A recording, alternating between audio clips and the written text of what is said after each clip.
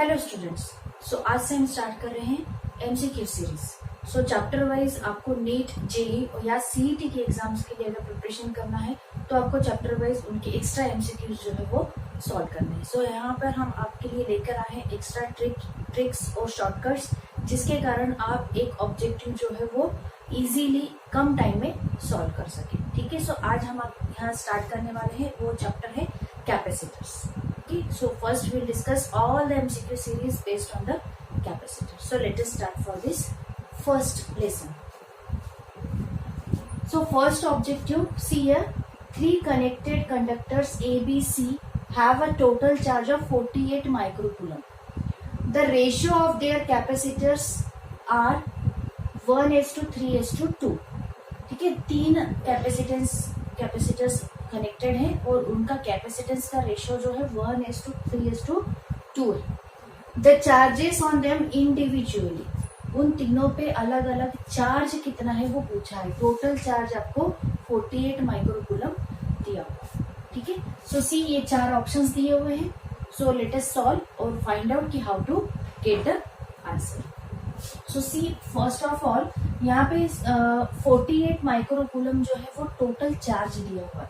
पहले हम यहाँ पे लिख लेंगे कि this is nothing but the Q 48 microcoulomb, और उसके बाद दूसरा जो गिवन है वो क्या है कि capacitances are in the ratio, that means C1:C2:C3, इनका रेशियो जो है 1:3:2 है। Now from the definition of the capacitances, capacity is equals to Q divided by V, that means C is proportional to Q। ठीक है, potential का कोई mention नहीं किया है तो हम सिर्फ 2 क्वांटिटी ले सकते हैं, C प्रोपोर्शनल टू Q। मतलब डायरेक्टली प्रोपोर्शनल का मीनिंग होता है कि ये जो रेशो है ये रेशो चार्ज के लिए भी फॉलो होगा। That means it implies that Q1:Q2:Q3 it will be 1:3:2।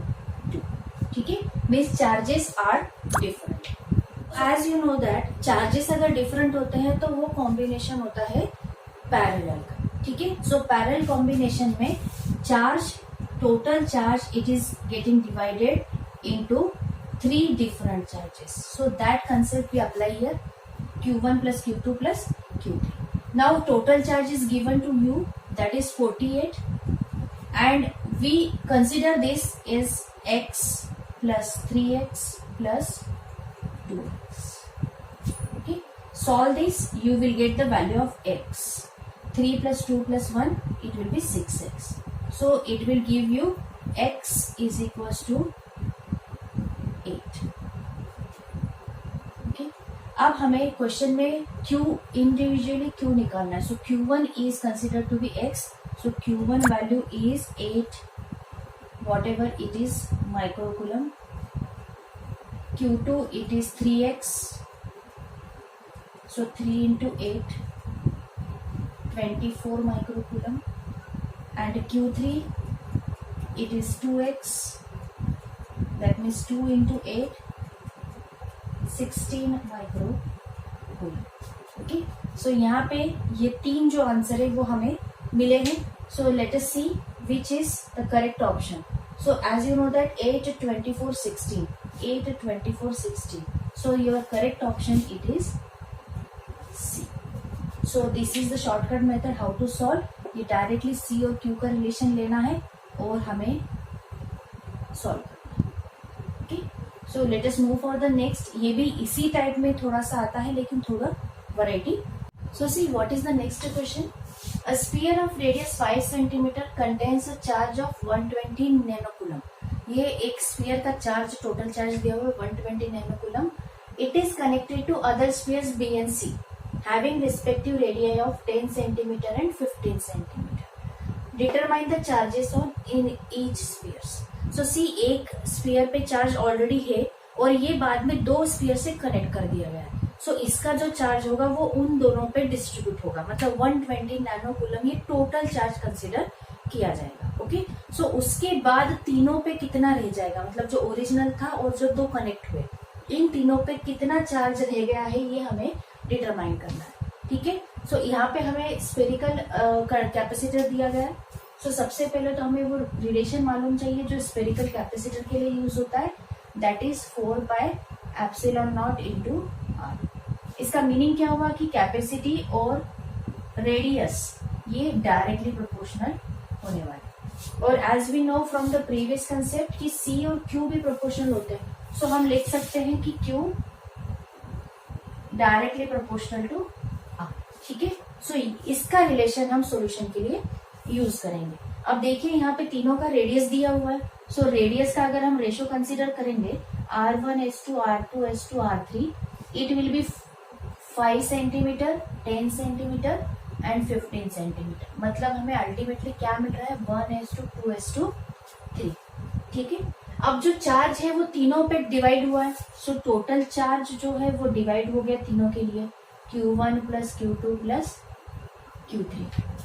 अब जो रेडियस का रेशो होगा वो ही चार्ज का भी रेशो होगा 1:2:3, ये हो जाएगा चार्ज के लिए। सो अगर हम कंसिडर करें कि 1x 2x 3x है, सो हम यहाँ पे लिख सकते हैं कि 120 total charge is nothing but x + 2x + 3x। यहाँ पे हम x की वैल्यू फाइंड आउट करेंगे जिससे हमें Q1 Q2 Q3 मिल जाएंगे। ठीक है, सो सिंपल है ये भी, यहाँ पे 6x आ रहा है, ये 120, सो x क्या हो गया 120 divided by 6, that means 20। So as you know that Q1 का वैल्यू जो रिलेशन है वो होगा x, सो यहाँ पे हमें मिल गया 20, और जो यहाँ पे चार्ज है वही हम लेंगे unit नैनोकूलम। Q2 it will be the 2x, 2 into 20 will be the 14 nanocoulomb. Q3 it is 3x, 3 into 20 will be the 60 nano. So ये हमारी हो गए वैल्यूज 20, 40, 60 इन सिक्वेंस। सो हमें यहाँ पे वो ऑप्शन कंसिडर करना है जो यहाँ पे करेक्ट बताए।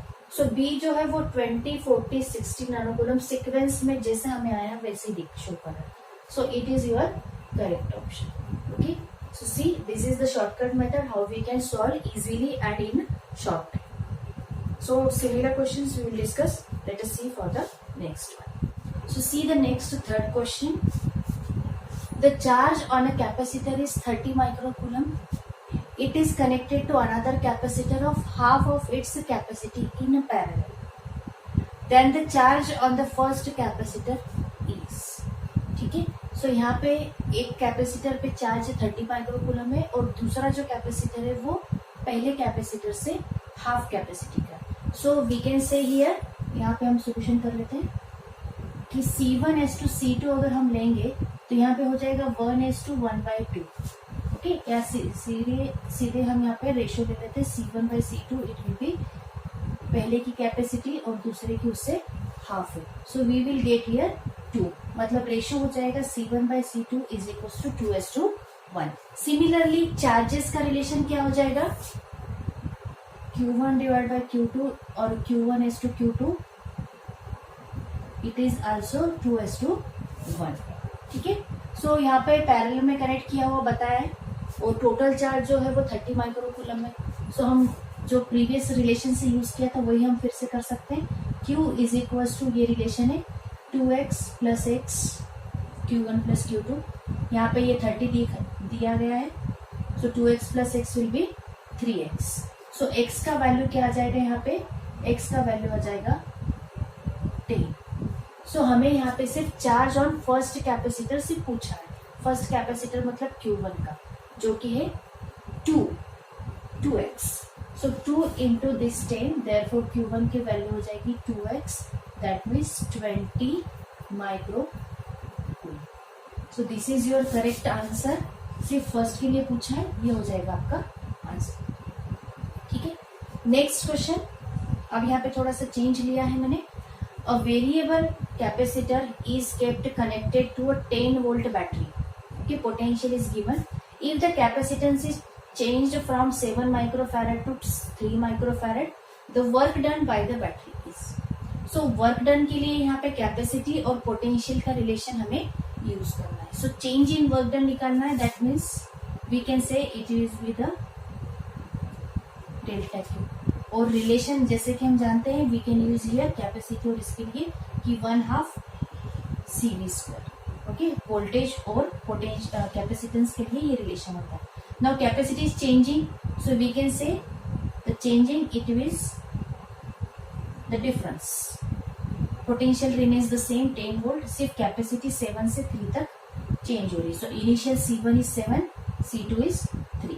अब इसे हम सॉल्व कर लेंगे. 1/2 और V की वैल्यू 10 स्क्वायर कॉमन आएगा और ब्रैकेट में हो जाएगा C1 माइनस C2, जिसे कि हम लिख सकते हैं 7 माइनस 3 4.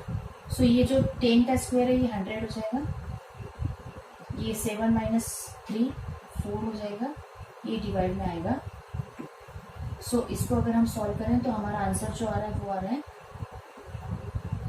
200 और यहाँ पे था microfarad. Okay, so work done हो जाएगा माइक्रो जूल. इसको हमें चेंज करना पड़ेगा क्योंकि माइक्रो में आंसर नहीं दिया है, आंसर सिर्फ 10⁻⁴ पावर में दिया है. तो माइक्रो का वैल्यू हो जाएगा 10⁻⁶. ये -6 और ये +2 वाले कैंसिल हो जाएंगे. सो 2 × 10⁻⁴ joule. This is your correct answer. So conversion भी करना पड़ेगा. ठीक है, माइक्रो जूल में आया होता तो हम as it is answer click कर देते. सो ये हो गया आपका next. Now see the next 5th question. ये भी थोड़ा सा एनर्जी पे डिपेंड है लेकिन एक ट्रिकी क्वेश्चन है. If there are n capacitors, each of capacity C is parallelly connected to V volt source, then energy stored is. अब यहाँ पे पर्टिकुलर कैपेसिटर कितना लिया है वो नहीं बताया है, बस जितने भी लिए हैं उनके सबके कैपेसिटेंस C है और उन सबको हमने पैरेलल में कनेक्ट किया. So as you know that parallel में कैपेसिटर कनेक्ट करते हैं तो वैल्यू कितना आता है इक्विवेलेंट का C1 + C2 + C3 plus so on. अब यहाँ पे n कैपेसिटर कनेक्ट किए हैं तो C1 + C2 C3 up to n तक आएगा और ईच की वैल्यू C है तो इक्विवेलेंट कैपेसिटेंस इन पैरेलल यहाँ पे हो जाएगा n × C. अगर 2 होते हैं तो C + C 2C, 3 होते हैं तो C + C + C 3C. So direct हम यहाँ पे ये रिलेशन अप्लाई कर रहे हैं कि n है तो n × C हो जाएगा. ये हो गया आपका इक्विवेलेंट कैपेसिटेंस. इसको V वोल्ट से कनेक्ट किया है तो एनर्जी स्टोर कितनी होगी. So energy store you know that E = 1/2 CV². अब यहाँ पे C जो है वो इक्विवेलेंट आएगा मतलब CP आएगा. ओके, और इसका रिलेशन हमने अभी जस्ट फाइंड आउट किया है, that is n × C, 1/2 NC × V². ये हो गया आपका डायरेक्ट आंसर. सो 1/2 NC × V². तो B it is the correct option for this question. Okay, so इस तरह से आपको ये ट्रिक्स यहाँ पे यूज करना. नेक्स्ट अब क्वेश्चन आप यहाँ पे देखिए. The capacities of 3 capacitors are in ratio 1:2:3. Their equivalent capacity when connected in parallel is this much more than when they are connected in series. Series में कनेक्ट करते हैं तो उससे इतना वैल्यू ज्यादा आएगा जब पैरेलल में कनेक्ट किया है. तो इंडिविजुअल कैपेसिटर ऑफ कैपेसिटी हमें यहाँ पे निकालना है. तो सबसे पहले तो यहाँ पे सबका रेशो दिया हुआ है. ठीक है, सो फर्स्ट ऑफ ऑल हम ये सॉल्यूशन देखते हैं कि कैसे सॉल्व करना है. सो हम x का रिलेशन लेके यहाँ पे स्टार्ट करेंगे. अगर 3 कैपेसिटेंस पैरेलल में होंगे तो इनका इक्विवेलेंट कैपेसिटेंस हो जाएगा x + 2x + 3x, that means is equal to 6x. और सीरीज में लेंगे तो इनका इक्विवेलेंट कैपेसिटेंस हम निकाल पाएंगे 1/x 1/2x और 1/3x. अब इसका हम रेशो लेंगे, सॉरी एलसीएम लेंगे. सो एलसीएम सॉल्व करने के बाद हमें यहाँ पे मिलेगा 6 + 3 + 2. ये हो जाएगा आपका 1/6. सो 3 + 6 + 3 9 + 2 11. सो यहाँ पे CS आ रहा है हमारा 6x / 11. यहाँ पे हमने डायरेक्ट इन्वर्ट करके देंगे. क्यों? क्योंकि अभी हम ये रिलेशन यूज करेंगे कि पैरेलल और सीरीज का जो डिफरेंस है वो इतना आता है. सो कितना ज्यादा आ रहा है 60 / 11. किसका ज्यादा आ रहा है तो CP का. So we can say CP - CS is equal to 60 / 11. अब हम इसे सॉल्व करके x की वैल्यू निकालेंगे और उस x से ईच कैपेसिटी निकाल सकते हैं. सो C वैल्यूज रख लेंगे.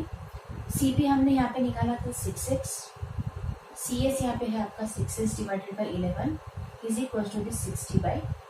यहाँ पे अब हम LCM मेथड से सॉल्व करेंगे, ठीक है। यहाँ पे हो जाएगा 66x माइनस 6x 60/11। इसका डिफरेंस लेके हमें यहाँ पे मिल जाएगा 60x divided by 11 is equal to 60 divided by 11। इसका मीनिंग क्या है कि x हमें यहाँ पे मिल रहा है डायरेक्टली 1। अब हमें हर कैपेसिटी की वैल्यू निकालनी है। सो C1 यहाँ पे हमारा था x, सो इसकी वैल्यू हो जाएगी 1 और ये माइक्रोफैरेड में दिया हुआ है तो हम यहाँ पे लिखेंगे माइक्रोफैरेड। सिमिलरली C2 है 2x, सो ये हो जाएगा 2 माइक्रोफैरेड। C3 है यहाँ पे 3x, तो ये हो जाएगा 3 माइक्रोफैरेड। सो 1, 2 एंड 3 मतलब ये आपका ऑप्शन नंबर बी जो है वो करेक्ट शो हो रहा है। अब यहाँ पे मैं और एक ट्रिक बताती हूँ कि अगर आपको ऑप्शन में रेशियो डायरेक्टली पकड़ सकते हैं आप, मतलब कि जो क्वेश्चन में दिया है कि कैपेसिटी का रेशियो 1:2:3 है, तो डायरेक्ट ऑप्शन में भी अप्लाई करके आप देख सकते हैं कि जिस आंसर का रेशियो 1:2:3 आ रहा है वो आपका करेक्ट आंसर हो सकता है। सो यहाँ पे अगर हम ऑब्जर्व करें तो ऑप्शन इन्होंने इस तरह से दिए है कि सिर्फ एक ही जो है वो करेक्ट रेशियो शो कर रहा है। सो हमें ये पूरा सॉल्व करने की जरूरत ही नहीं है, ठीक है। सो उस टाइम पे हम क्या करेंगे, सिर्फ डायरेक्टली रेशियो ऑब्जर्व करके लिख सकते हैं। अगर इन केस यहाँ पे दूसरा आपका ऑप्शन जो है वो इस तरह से दिया हुआ हो, इस तरह से 2:4:6, सो इस टाइम पे आपको क्या करना पड़ेगा, सॉल्व करना पड़ेगा, क्योंकि ये भी जो है वो ऑप्शन 1:2:3 को रिप्रेजेंट करता है। अगर हम 2 से डिवाइड करेंगे तो 1, 2 और 3 ऑप्शन यहाँ पे दिख रहा है। सो इस केस में आपको सॉल्व करके आंसर लाना पड़ेगा। इसका मतलब क्या है कि पहले तो सबसे पहले आप डायरेक्ट रेशियो का कंसेप्ट यूज करिए। अगर एक में ही रेशियो सेटिस्फाई हो रहा है तो वही आपका करेक्ट आंसर है, सॉल्व करने की जरूरत है। Okay, so hope you all like these tricks and tips for this capacitor shortcut methods, how to solve in fastest mode. Okay, ये आप अपने नोटबुक में सॉल्व कीजिए, अपने दोस्तों के साथ डिस्कस कीजिए। If you like our videos subscribe कीजिए, शेयर कीजिए, और सेकेंड लेक्चर में हम इसके और कुछ क्वेश्चन जो है उनके शॉर्टकट ट्रिक्स के बारे में डिस्कस करें।